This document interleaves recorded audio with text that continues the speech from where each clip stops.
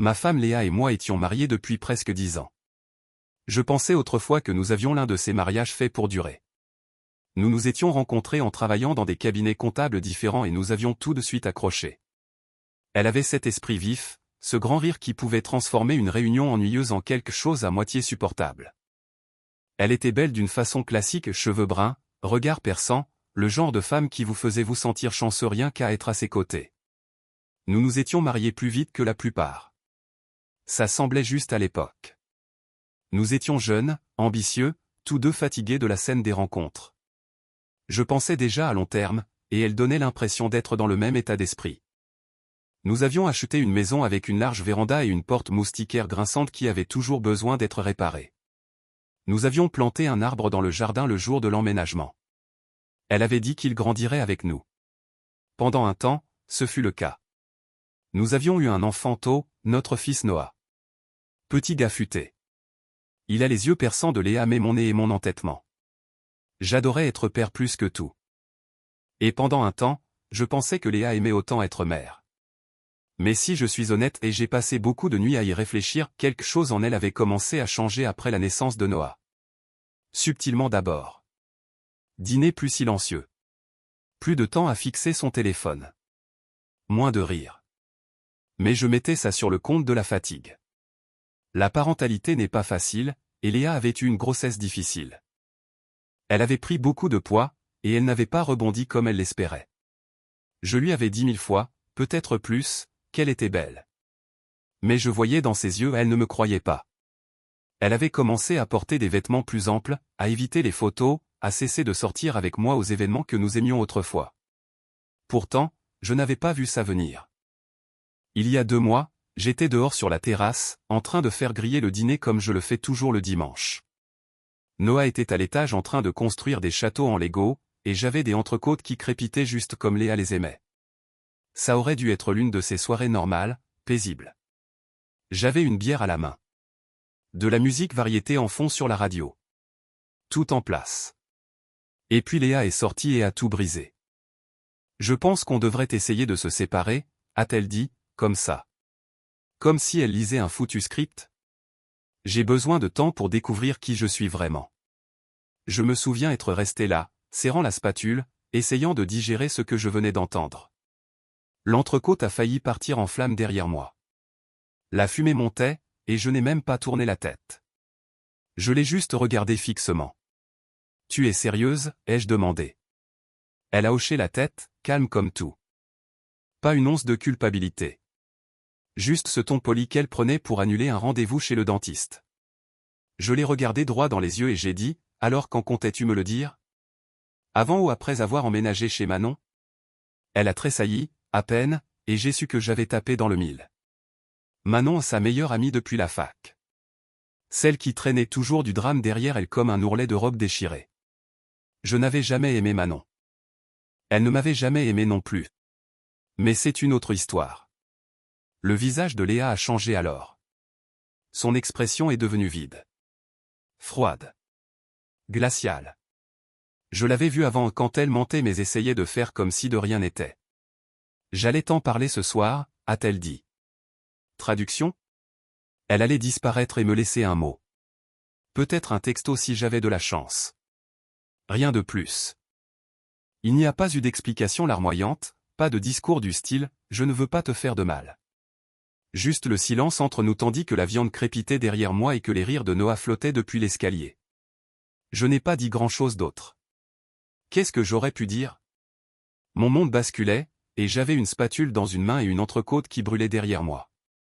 Alors j'ai éteint le barbecue. Pris une grande inspiration. Lui ai dit de rentrer et de mettre la table comme si de rien n'était. Elle l'a fait. Elle l'a vraiment fait. Ce soir-là, nous avons mangé dans un silence presque total. Noah parlait de son bateau en Lego. Léa hochait la tête, souriait au bon moment. Je n'ai pas touché à mon assiette. Je n'arrivais même pas à la regarder. Quelque chose en moi s'est fissuré ce soir-là. Pas bruyamment, pas évidemment. Mais il s'est fissuré quand même. Et c'est là que tout a commencé. Elle a dit qu'elle avait besoin d'espace. Alors je lui en ai donné. Et c'est là qu'elle s'est trompée dans ses calculs. Je ne pense pas qu'elle s'attendait à ce que je réagisse comme je l'ai fait. Je pense qu'elle croyait que j'allais me morfondre, la supplier de rester, demander ce que j'avais fait de mal. Elle a toujours été douée pour jouer la détachée, comme si elle était au-dessus du chaos. Mais cette fois, je ne lui ai pas donné le drame qu'elle pouvait contrôler. Je lui ai donné le vrai. Je suis monté à l'étage, ouvert notre placard, pris une poignée de ses robes et les ai jetées sur le lit. J'ai sorti quelques-unes de ses valises, celles avec les roulettes cassées qu'elle refusait de remplacer, et j'ai commencé à emballer ses affaires. Je ne les ai pas pliées. Je n'ai pas pris mon temps. J'ai fourré chemisier et pull comme si je vidais une pièce en vitesse. Ce qui était le cas. Elle m'a suivi à l'étage finalement, restant dans l'encadrement de la porte comme si elle n'en croyait pas ses yeux. Je ne l'ai même pas regardée. J'ai juste dit, tu veux de l'espace? Tu l'as. Prends tes affaires et va-t'en. C'est là que les larmes ont commencé. Pas le genre qu'on verse quand le cœur se brise, c'était celle qu'on lâche quand son plan ne se déroule pas comme prévu. Son mascara a coulé, ruisselant sur son visage. Sa voix s'est brisée quand elle a prononcé mon nom comme si elle s'attendait à ce que j'arrête, que je ralentisse, que je me radoucisse. Mais je ne l'ai pas fait. Parce que j'ai enfin vu clair, ce n'était pas à propos de nous. C'était à propos d'elle. Son parcours. Sa réinvention. Sa chance de recommencer à zéro. Et moi, je n'avais été que le mari de transition dont elle avait besoin pour bâtir la vie dont elle essayait maintenant de s'échapper. Elle a pris son téléphone et est sortie dans le couloir. Quelques secondes plus tard, j'ai entendu sa voix d'abord basse, puis assez forte pour que je saisisse les mots. Elle parlait à Manon, lui disant que j'avais pété un câble. Que je menaçais du divorce. Se posant en victime. Je n'avais pas besoin d'entendre la suite. Je connaissais le scénario. Manon l'avait probablement coaché tout du long. Elle l'avait répété comme une pièce de théâtre. La scène émotionnelle, le moment où elle part, la femme brisée mais empouée qui s'éloigne du mari méchant et borné. Mais je n'allais pas jouer ce rôle. Quand je suis redescendu, elle était assise sur le canapé avec son téléphone encore à la main, valise à côté d'elle. Elle m'a demandé si j'étais sérieux. J'ai hoché la tête. Elle a demandé si on pouvait en parler. J'ai dit qu'on l'avait déjà fait. Elle a demandé où je pensais qu'elle devrait aller. Je lui ai dit qu'elle avait déjà pris cette décision. Puis je suis parti. J'ai pris Noah, juste nous deux. J'ai essayé de faire comme si tout était normal pour lui. Il parlait de l'école, m'a montré un dessin qu'il avait fait de notre maison avec un arbre et un chien qu'il veut mais qu'on n'a pas. Il n'a pas demandé après Léa. Pas une fois. Je ne sais pas si c'était une bénédiction ou un signe avant-coureur. Je l'ai laissé prendre un soda, même si Léa ne le lui permettait pas en semaine. Je l'ai laissé jouer à la machine à pince qui ne donne jamais la peluche. Il n'a pas gagné, mais il n'a pas semblé s'en soucier. Nous avons partagé une part de gâteau au chocolat avant de partir, et il a dit que c'était la meilleure soirée de tous les temps. Ma gorge s'est serrée quand il a dit ça. Je ne l'ai pas laissé paraître. Quand nous sommes rentrés dans l'allée, je savais ce que j'allais voir avant même d'ouvrir la porte. Elle était partie. Pas de mots. Pas d'explication. Juste partie. La valise avait disparu du salon. La lampe dont elle se plaignait toujours avait disparu de la table d'appoint. Je suis entré dans la cuisine et j'ai vu sa tasse à café en train de sécher près de l'évier. Celle avec les bréchures sur l'anse qu'elle disait toujours jeter mais qu'elle ne jetait jamais. L'entrecôte que j'avais fait griller plus tôt? Toujours dans la poêle. Froide. Grise. Morte à l'arrivée. Je l'ai enveloppée dans du papier alu et je l'ai jetée à la poubelle. Puis j'ai verrouillé la porte d'entrée, éteint les lumières, et je me suis assis sur le canapé dans le noir. Noah était déjà à l'étage, endormi dans son fort de couverture. Je suis resté là longtemps, juste à écouter le silence. Et c'est là que ça m'a vraiment frappé, pas seulement qu'elle était partie mais comment elle était partie. Pas avec honnêteté. Pas avec grâce. Pas avec un sens des responsabilités. Elle était partie comme quelqu'un qui sort d'un film à mi-parcours. Comme si le reste de l'histoire ne valait pas la peine d'être terminé. Mais elle apprendrait bientôt, elle ne contrôlait pas la fin. Pas cette fois. Maintenant, creusons un peu plus dans l'histoire. Je l'ai surprise plus d'une fois à se regarder dans le miroir avec cet air, comme si elle ne reconnaissait pas la personne qui la regardait en retour. Après la naissance de Noah, elle n'avait pas rebondi comme elle l'espérait. Le poids était resté, et le monde autour d'elle ne rendait pas ça facile à ignorer. Ses collègues parlaient. Je sais qu'ils l'ont fait. Un jour, elle est rentrée en larmes, disant qu'elle avait surpris 2 femmes à la photocopieuse en train de faire des blagues sur sa taille. L'une d'elles a demandé à l'autre si le congé maternité de Léa était terminé ou si elle était encore enceinte. Je me souviens d'elle assise par terre dans la buanderie, tenant une serviette comme si elle allait l'ancrer, sanglotant si fort qu'elle ne pouvait plus respirer. C'est là que le changement a commencé. D'abord, s'était-il supprimé le sucre, sauté des repas. Puis sont venues les pilules amaigrissantes. Elle ne m'en a pas parlé au début. Je les ai trouvées dans son sac, petite tablette blanche dans un sachet plastique sans étiquette. Je lui en ai parlé, et elle a dit qu'elles étaient naturelles. Je n'ai pas insisté. Peut-être aurais-je dû. Puis est venue la salle de sport. Elle a commencé à y aller 2 fois par jour. Au début, je l'ai soutenue. Je pensais que ça l'aidait à se sentir mieux, à se retrouver. Mais c'est devenu autre chose. Elle est devenue obsédée. Comptait chaque calorie, se pesait avant et après les séances, prenait des selfies dans la salle de bain quand elle pensait que je ne regardais pas. Et tout au long, il y avait Manon. Sa meilleure amie devenue sa cheerleader personnelle. Manon avait toujours été du genre flashy. Rouge à lèvres criard, opinion plus criarde encore. Ne restait jamais longtemps dans une relation. Elle se disait, libre d'esprit, mais tout ce que je voyais, c'était l'égoïsme. Manon était celle qui avait convaincu Léa qu'elle était piégée. Qu'elle méritait plus. Qu'elle n'aurait pas à se poser si jeune. Moi, j'étais celui qui restait debout avec Noah quand il avait de la fièvre. J'étais celui qui tondait la pelouse, réparait le robinet qui fuyait, veillait à ce que les factures soient payées. Mais Manon faisait passer ça pour un boulet autour du cou de Léa. Et Léa commençait à écouter. Le poids continuait de fondre. Elle est descendue à 57 kilos. A acheté de nouveaux vêtements. Pas juste du casual et des trucs qu'on verrait sur quelqu'un qui va dans un bar sur un toit en centre-ville, pas sur quelqu'un qui fait les courses. Veste courte, jean moulant, top décolleté. Je ne juge pas, elle était bien. Je le lui ai dit. Mais ce n'était pas pour se plaire à elle-même. Elle voulait être vue. Et elle l'était. Les gars de son bureau l'ont remarqué. Certains sont devenus vraiment audacieux. Un type, je ne l'oublierai jamais, lui a offert un collier. Pas d'anniversaire. Pas de promotion. Juste lui a tendu, parce qu'elle méritait quelque chose de joli.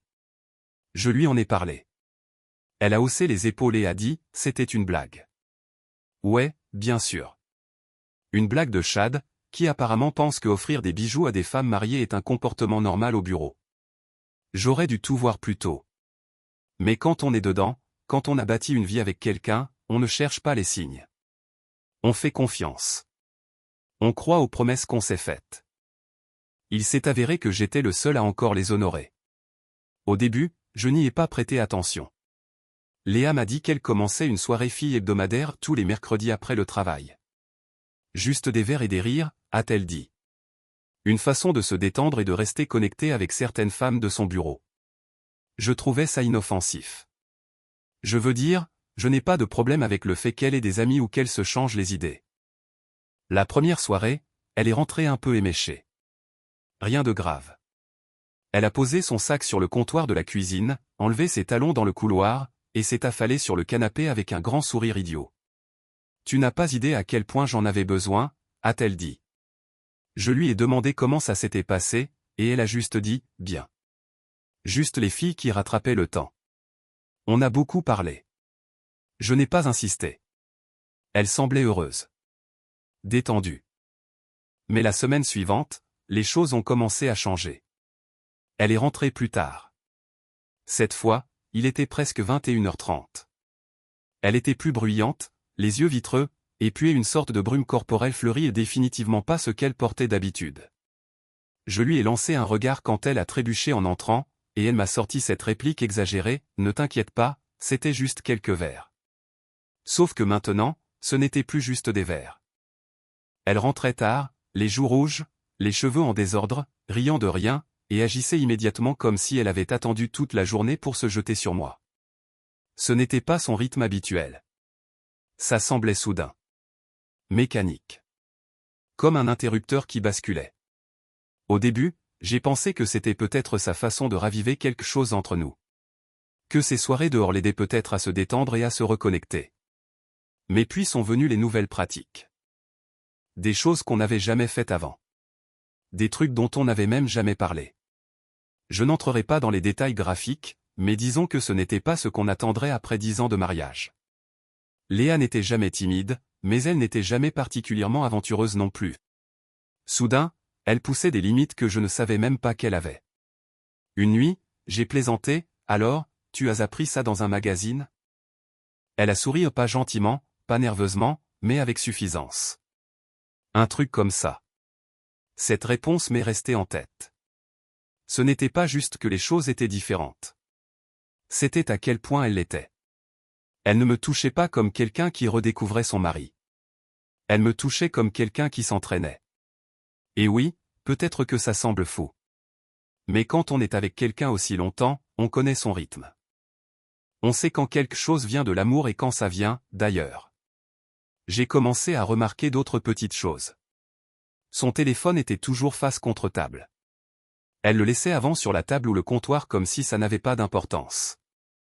Maintenant, il était collé à sa main ou rangé dans son sac comme s'il contenait des secrets d'État. Des notifications arrivaient et elle y jetait un œil, puis rangeait le téléphone. Je lui ai demandé une fois qui textait si tard. C'est juste Manon, a-t-elle dit. C'était toujours Manon. Tout ce que Léa faisait semblait remonter à elle. Nouveaux vêtements? Idée de Manon. Nouvelle couleur de cheveux. Manon l'a suggéré. Sorti le mercredi? Manon l'a organisé. Manon, Manon, Manon. Il y a eu une nuit où Léa n'est pas rentrée avant presque minuit. Elle est entrée avec un air hagard et le rouge à lèvres à moitié effacé, comme si elle s'était précipitée pour se nettoyer dans la voiture et n'avait pas tout à fait réussi. Je lui ai demandé si tout allait bien. Elle a juste dit, on s'est laissé emporter à parler. Le temps a filé. Je n'ai pas discuté. Je ne voulais pas déclencher une dispute.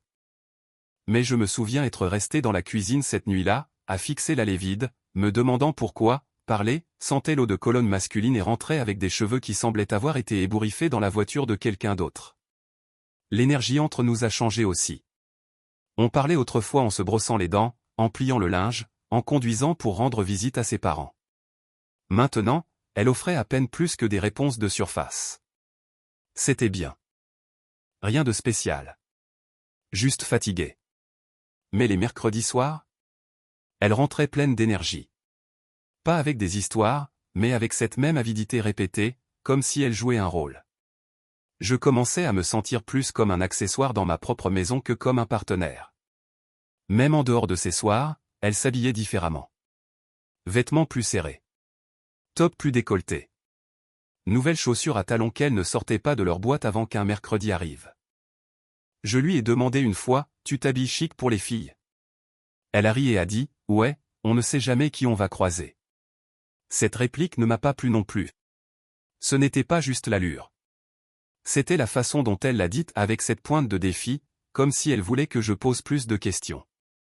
Comme si elle attendait de déclencher une dispute, ou pire, me tenter d'en commencer une pour qu'elle puisse me blâmer après. Chaque semaine ressemblait à regarder quelqu'un d'autre prendre possession de son corps. Comme si Léa avait été remplacée par une version d'elle-même plus jeune, plus audacieuse, et moins intéressée à cacher ce qu'elle devenait. J'aurais dû dire quelque chose de plus fort. Aurais dû poser le pied. Mais j'essayais encore de comprendre. Essayais encore de croire que c'était juste une phase. Espérais encore que ça passerait. Le matin après le départ de Léa, je me suis assis à la table de la cuisine bien avant que le soleil ne se lève. Je savais que je devais agir vite. Je ne pouvais pas rester là à attendre qu'elle change d'avis ou qu'elle revienne avec un sourire et un mensonge. Elle avait pris sa décision. Ça signifiait que je devais prendre la mienne. La première chose que j'ai faite a été d'appeler Vincent, un avocat que j'avais rencontré via un collègue il y a quelques années quand nous avions des problèmes de contrat au travail. C'était le genre de type qui portait des costumes usés et savait comment ruiner quelqu'un poliment. Je n'ai pas perdu de temps. Je lui ai tout raconté sur le départ de Léa, sur Noah, sur le fait que je ne faisais pas confiance à ce qu'elle pourrait essayer ensuite. Je lui ai dit que je n'essayais pas de la détruire, mais que je devais protéger ce qui comptait. Ma maison. Mes économies. Surtout, mon fils. Vincent n'a pas bronché. Il m'a guidé pas à pas. À midi, nous avions un accord de séparation temporaire rédigé, rien de définitif, juste un cadre de 60 jours pour tenir les choses stables pendant que nous découvrions la suite. Conditions de garde. Protection financière. Ligne directrice pour les contacts. Nous avons convenu que Noah resterait avec moi. J'étais son principal soignant de toute façon, surtout récemment. Léa n'avait pas préparé son déjeuner ou plié ses chaussettes depuis des semaines. Elle était trop occupée à essayer de se redécouvrir, ou quel que soit le mot à la mode qu'elle utilisait cette semaine-là. Quand Léa a été signifiée au travail 2 jours plus tard, j'en ai entendu parler par l'assistante de Vincent. Elle ne s'y attendait pas. Elle pensait être partie selon ses termes, comme si elle avait tout le contrôle. Il s'avère que le contrôle ne fonctionne que quand l'autre personne vous le laisse. Elle a appelé 12 fois en 2 jours. Pas de message vocal les premiers. Puis elle a commencé à en laisser. Il faut qu'on parle. C'est trop. Tu réagis de façon excessive. Ce genre de choses. Tout sucre en surface avec du venin dessous. Je n'ai pas répondu. Je n'ai même pas écouté tous. Juste supprimé et passé à autre chose. J'ai changé les serrures cette même semaine. Annulé son accès à la carte de crédit partagée. Appelé la banque et transféré la moitié de l'argent sur un compte à mon nom. Tout ce que j'ai fait était légal, en règle, et guidé par Vincent. Mais je pouvais encore sentir la brûlure comme une chaleur qui émanait d'elle à distance. Pendant qu'elle déraillait, je restais concentré. Noah avait besoin de routine, et je n'allais pas le laisser ressentir les retombées des choix de sa mère. Mais je devais aussi continuer à travailler, et ça signifiait que j'avais besoin d'aide. C'est là que j'ai rencontré Béa. Elle a répondu à une annonce que j'avais postée pour une aide à temps partiel, une nounou, quelqu'un de fiable. Elle sortait tout juste de la fac, travaillait à temps partiel dans un café familial. Blonde, grande, intelligente, et pleine de cette rare patience qu'on a ou qu'on n'a pas. Elle venait d'une grande famille, disait avoir 2 petits frères et aidait souvent avec les cousins. Elle a rencontré Noah une fois et il s'est collé à elle 10 minutes plus tard. Elle a commencé le lundi suivant. Béa a rendu les choses plus faciles d'une façon que je n'avais pas anticipée. Pas juste pour le quotidien comme les boîtes à lunch et l'heure du bain, mais émotionnellement aussi. Elle parlait à Noah comme s'il était plus qu'un enfant. Elle l'écoutait. Elle posait des questions sur ses dessins, s'asseyait par terre et l'aidait à construire des châteaux en carton. Une nuit, peut-être 2 semaines après, j'avais un dîner prévu avec quelques collègues, rien de formel, juste un remerciement décontracté dans un steakhouse moyen de gamme en centre-ville. Je ne voulais pas laisser Noah derrière, et Béa a proposé de venir pour qu'il ne se sente pas à l'écart. Ce soir-là, elle m'a demandé si c'était ok de porter quelque chose d'un peu plus chic. J'ai dit oui. Elle est descendue portant une des vieilles robes de Léa. Je l'ai reconnue tout de suite. C'était une robe portefeuille bleue que Léa avait portée une fois à une fête de fin d'année de l'entreprise et puis reléguée au fond du placard. Béa l'avait trouvée, et d'une façon ou d'une autre, elle lui allait mieux qu'à Léa. Elle avait l'air élégante sans effort. Je n'ai pas dit grand-chose. Juste hoché la tête et dit qu'elle était jolie. Nous avons pris Noah et rejoint les autres au restaurant. J'avais arrangé une voiture pour nous prendre parce que je n'avais pas envie de conduire. La berline est arrivée pile à l'heure. Noah est monté en premier, sautillant d'excitation. Béa s'est glissée à côté de lui. Alors que nous nous éloignions, j'ai regardé par la fenêtre. Et là, elle était. Léa. Conduisant dans la direction opposée. Nos voitures se sont croisées lentement, comme une scène de film où tout le monde sait ce qui va se passer. Elle a tourné la tête. Nous a vus à travers la vitre. Béa. Noah. Moi en veste, pas mon jean habituel. L'expression sur son visage m'a tout dit. Ce n'était pas du chagrin. C'était de la rage. Pas de la tristesse. Pas de regret. C'était comment oses-tu passer à autre chose plus vite que moi? Et peut-être que je n'aurais pas dû sourire. Mais je l'ai fait. Parce que pour la première fois en semaine, j'avais l'impression d'être enfin en avance sur la tempête. Les jours qui ont suivi ont été étranges. Léa n'a pas appelé, n'a pas texté, n'a pas laissé de mots ou fait de bruit. C'était juste le silence. Trop de silence. Et pas le genre de silence qui apporte la paix, non plus. C'était le genre de silence qui ressemble à une respiration retenue avant que quelque chose ne se brise. Elle a commencé à voir Noah 2 fois par semaine, ce qui était plus qu'avant son départ. Les mercredis et dimanches, elle passait 1 ou 2 heures. Les visites étaient gênantes. Elle apportait de petits jouets ou des snacks dont il se fichait vraiment et agissait de façon exagérément joyeuse, comme si elle en faisait trop. Noah ne lui disait pas grand-chose. Il se collait plus que jamais à Béa, et je pouvais voir que ça blessait Léa même si elle essayait de ne pas le montrer. Nous ne parlions que si nécessaire. À quelle heure dimanche? Il a besoin de quelque chose de ma part? C'était tout. Chaque mot qu'elle disait avait le tranchant de quelqu'un qui essayait de jouer la politesse tout en retenant à peine quelque chose de laid. Pendant ce temps, je continuais ma vie. Je me concentrais sur le travail, suivais l'emploi du temps de Noah, et me tournais vers Béa pour de l'aide quand j'en avais besoin. J'ai aussi engagé un détective privé. Je n'en étais pas fier. Je n'aimais pas être ce genre de personne, celle qui suit quelqu'un pour trouver la preuve de quelque chose que je croyais déjà. Mais quelque chose me disait que Léa n'avait pas juste trouvé sa voie dans des cocktails et des enterrements de vie de jeunes filles. Pendant un moment, les rapports étaient sans événement. Elle allait au travail. Elle retrouvait Manon pour dîner. Elle est allée une fois dans une librairie et est rentrée tôt. Si elle faisait quelque chose de louche, elle le gardait hors de vue. Jusqu'à un samedi. Le détective m'a envoyé un dossier qui commençait par les photos habituelles: Léa quittant son appartement, retrouvant une amie, entrant dans un bar en centre-ville. Mais vers la 10e photo, ça a changé. La voilà, assise dans un box faiblement éclairé avec un type que je n'avais jamais vu. Son bras autour de ses épaules. Sa tête reposant contre lui. Elle avait un verre dans une main et l'autre main sur sa cuisse. Son rire, figé dans le flash de l'appareil, ressemblait plus à quelque chose d'un film qu'à la réalité. Dans l'image suivante, sa main à lui était sur sa cuisse, les doigts disparaissant sous le bord d'une robe courte que je ne reconnaissais pas. Son annulaire était nu. Pas de bague de fiançailles. Pas d'alliance. Rien. La dernière photo a été la plus dure. Ils s'embrassaient dehors devant le bar sous l'un de ces lampadaires jaunes qui rendent tout doux et faux. Ses bras enroulés autour de son cou comme si elle n'avait aucun souci au monde. Je n'ai pas crié. Je n'ai pas pleuré. Je ne l'ai pas appelé. J'ai transféré tout le lot à Vincent et lui ai dit qu'il était temps de préparer. Quelques jours plus tard, Léa s'est pointée à la maison sans prévenir. Béa était au parc avec Noah, donc c'était juste moi. Elle a frappé comme si tout était normal. J'ai ouvert la porte et je suis juste resté là.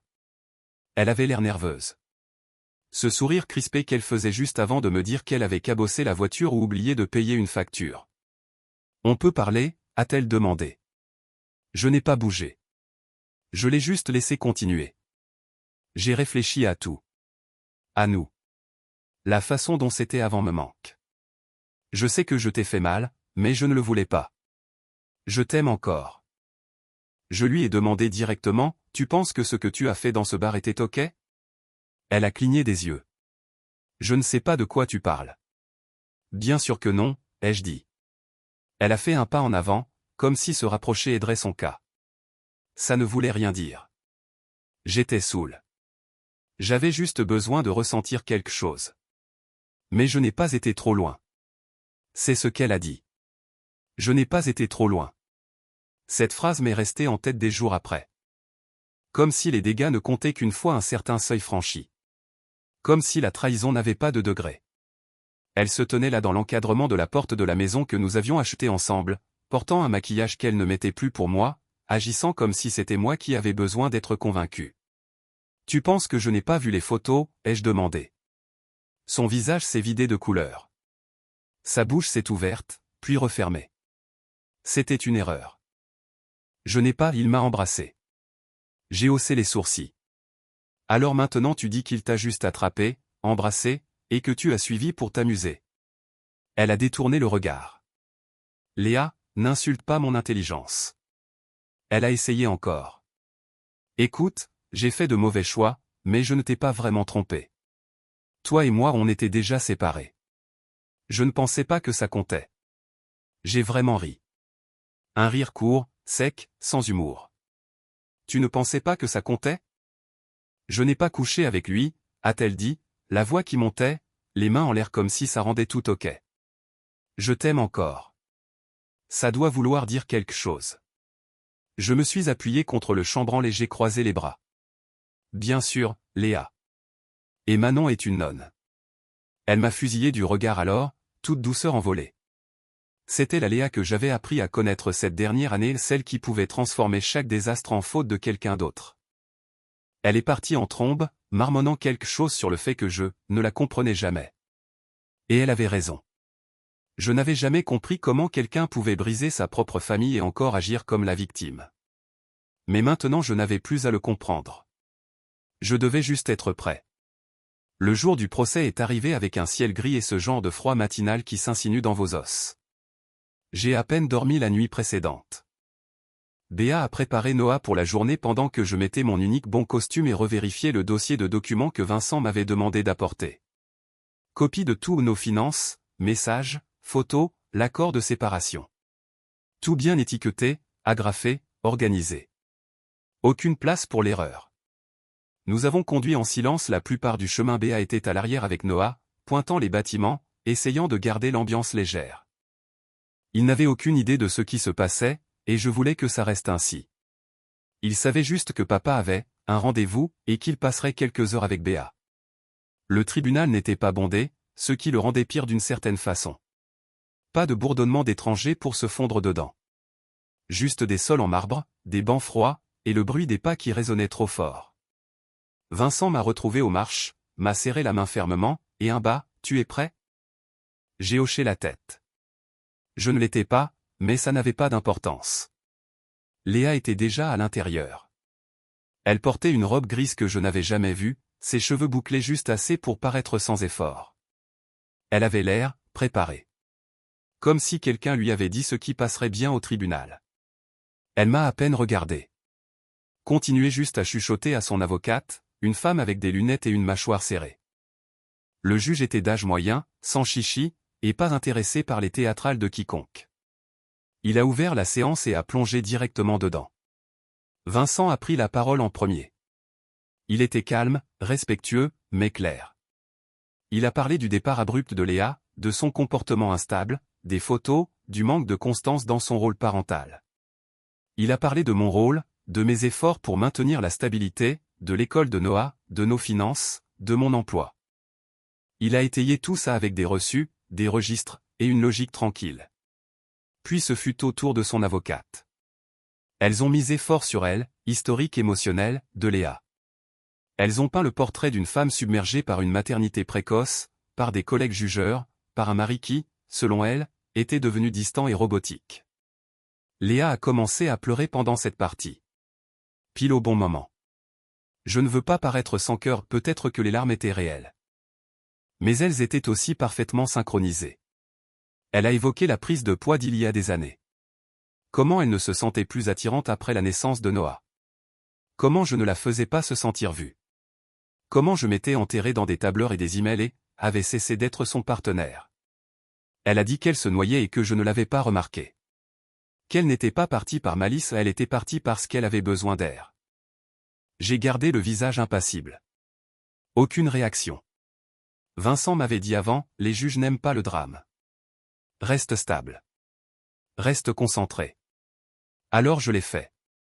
Mais à l'intérieur, j'avais envie de me lever et de lui demander quelle partie de « besoin d'air » incluait laisser un inconnu fourrer sa main sous sa jupe derrière un bar. Quand son côté a fini, le juge a pris un moment. A feuilleté les papiers. Posé quelques questions. J'ai répondu à chacune directement, clairement. Pas d'amertume. Juste des faits. Vincent m'avait bien préparé. Puis est venue la décision. Le juge a dit qu'il ne pouvait ignorer l'instabilité que Léa avait montrée, mais qu'il ne pouvait pas non plus ignorer qu'elle était encore la mère de Noah. Il a reconnu que les photos étaient préoccupantes, mais a dit qu'elles ne prouvaient pas un schéma complet de négligence. Son verdict final, garde alternée. Semaines alternées. Je n'ai pas scié. Léa a essuyé une larme et m'a regardé comme si elle avait gagné quelque chose. Comme si le fait qu'on doive se passer Noah comme un ballon était une sorte de victoire. Nous avons quitté la salle d'audience. Béa attendait dehors avec Noah. Il a couru vers moi comme si rien au monde n'avait changé. Je me suis accroupi, l'ai tenu longtemps, puis me suis relevé. J'ai regardé Béa. Je ne le laisse pas, ai-je dit. Elle a hoché la tête. Elle n'a pas demandé d'explication. Elle n'en avait pas besoin. Cette nuit-là, après que Noah s'est endormi, je me suis assis à la table de la cuisine avec un bloc-notes et un stylo. J'ai fait une liste choses à emballer, documents à transférer, comptes à fermer. Béa était assise en face de moi, calme, stable. Elle n'a pas interrompu. Elle n'a pas posé de questions. Nous savions tous les deux ce qui venait ensuite. Nous ne déménagions plus seulement. Nous partions. L'offre était arrivée des mois plus tôt. Contrat de travail à l'étranger via un client pour qui j'avais fait de la comptabilité des années auparavant. Ils avaient ouvert un nouveau bureau régional et cherchaient quelqu'un de confiance pour gérer les opérations et construire les systèmes de zéro. À l'époque, j'avais refusé. Trop de choses à la maison, trop de racines. Mais après la décision du tribunal et tout ce qui a suivi, je les ai rappelés. L'offre était toujours ouverte. Meilleur salaire que ce que je gagnais en France, logement gratuit la première année, aide pour l'école de Noah. Ça ressemblait à l'univers qui avait laissé une porte ouverte juste assez large pour que je passe. Je n'ai pas hésité cette fois. J'ai signé les papiers, fixé la date, et commencé à préparer. En silence. Léa ne savait pas. Je ne le lui ai pas dit parce que je ne lui faisais pas confiance pour ne pas le ruiner ou essayer de l'arrêter juste pour me contrarier. Elle avait sa semaine avec Noah, et je n'interférais pas. Mais j'ai utilisé chaque jour de la mienne pour emballer, planifier, et organiser le déménagement. J'ai vendu ce que je pouvais. Donner ce qui n'avait pas d'importance. Béa s'est occupée du reste: vêtements, jouets, fournitures scolaires, passeports, les petites choses qu'on oublie jusqu'à ce qu'il soit trop tard. Elle était calme tout du long. Je pense qu'elle comprenait à quel point j'en avais besoin. Pas juste pour moi, mais pour Noah. Lundi matin, avant que le soleil ne se lève, nous sommes partis. Nous n'avons pas fait de scène. Pas d'annonce. Pas de tournée d'adieu. J'ai glissé une seule enveloppe dans la boîte aux lettres de Léa en allant à l'aéroport. Pas d'adresse de retour, juste un mot sur du papier blanc ordinaire qui disait: J'espère que tu as enfin trouvé ce que tu cherchais. Nous sommes partis. Le vol a été long, mais Noah l'a géré mieux que je ne l'espérais. Il a collé son nez à la fenêtre au décollage et a demandé à Béa si on verrait les nuages de près. Elle a souri, lui a dit oui, et a pointé l'aile pendant que nous montions en altitude. Je les ai regardés un moment, sa main posée sur son épaule, sa tête qui dodelinait alors qu'il essayait de rester éveillé. C'était la première fois depuis longtemps que je ne me sentais pas comme si quelque chose se refermait sur moi. Au moment où Léa a découvert, nous étions à des milliers de kilomètres. Je n'ai pas vérifié mes emails les premiers jours. Je voulais une rupture nette. Mais quand je l'ai enfin fait, son nom était là. 2 messages. Puis 4. Puis 8. Les sujets variaient. Où êtes-vous? Tu ne peux pas faire ça. Il faut qu'on parle. Je mérite de voir mon fils. Je ne les ai pas lus. Je les ai archivés sans ouvrir. Et je n'en ai ouvert aucun depuis. Je ne me sens pas coupable. Noah est en sécurité. Il est heureux. Il n'est le pion de personne. Il joue au foot après l'école maintenant, parle des bribes de la langue locale, et porte un cartable presque trop grand pour son corps. Béa l'accompagne à l'école tous les matins. Il l'appelle « maman ». Pas parce que nous le lui avons dit, mais parce qu'il a décidé qu'elle le méritait. 6 mois ont passé. Béa et moi nous sommes mariés ici. Rien de grand, juste une petite cérémonie dans un jardin en dehors de la ville. Pas d'invités, pas de robe blanche, juste des vœux prononcés simplement et des promesses tenues entre les lignes. Ça semblait réel. Honnête. Solide d'une façon que je n'avais pas ressentie depuis des années. Nous attendons un bébé cet hiver. Elle me l'a dit un dimanche matin, pieds nus dans la cuisine avec une tasse de thé à la main et un sourire nerveux qui tenait à peine. Je n'ai pas pleuré. Je l'ai juste tenu, et à ce moment, tout s'est mis en place. Cette vie n'est pas tapa accent grave l'œil. Nous vivons dans un appartement modeste avec des murs fins et des ascenseurs lents. Je prends le train pour aller travailler. Béa apprend à cuisiner des choses qu'elle ne sait pas prononcer. Nous avons encore des jours durs. Ce n'est pas parfait. Rien ne l'est. Mais c'est à nous. Léa envoie encore des emails de temps en temps. J'imagine qu'elle pense que je finirai par céder.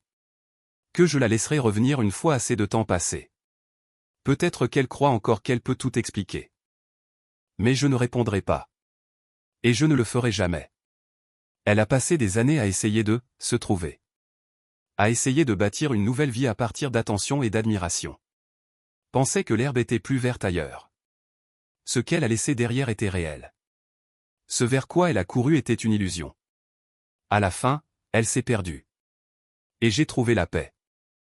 Partagez votre avis dans les commentaires, le personnage principal a-t-il bien fait de partir avec son fils sans en informer son ex-femme en face à face? Si vous avez aimé cette histoire, abonnez-vous à la chaîne et laissez-nous un j'aime.